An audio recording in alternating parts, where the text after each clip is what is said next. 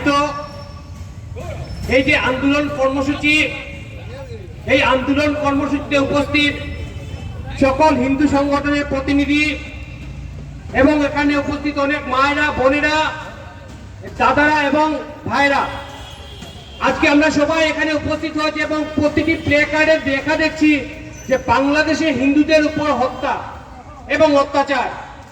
এবং আমার পূর্ববর্তী অনেক বক্তারা বাংলাদেশের উপর অনেক বক্তব্য রেখে গেছেন। আমি বাংলাদেশ সম্বন্ধে কিছু বলতে চাই না। এখন আমরা যে জায়গায় আছি সেই জায়গাটাও কিন্তু বাংলাদেশ থেকে কম হচ্ছে না।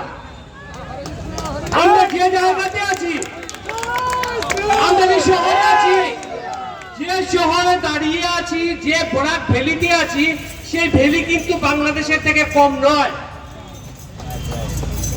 প্রতিদিন কোনো একটা দিন বাদ যায় না যে আমাদের কাছে আসে না যে কোথাও থেকে কোনো হিন্দু মেয়েদেরকে নিয়ে যাওয়া হচ্ছে না, কোথাও থেকে হিন্দু কোনো মায়েদেরকে নিয়ে যাওয়া হচ্ছে না, কোথাও কোনো গণহত্যা হচ্ছে না, কোথাও কোনো হিন্দুদের জায়গা দখল করা হচ্ছে না। দিতে বলতে কোনো একটা দিন বাদ যায় না।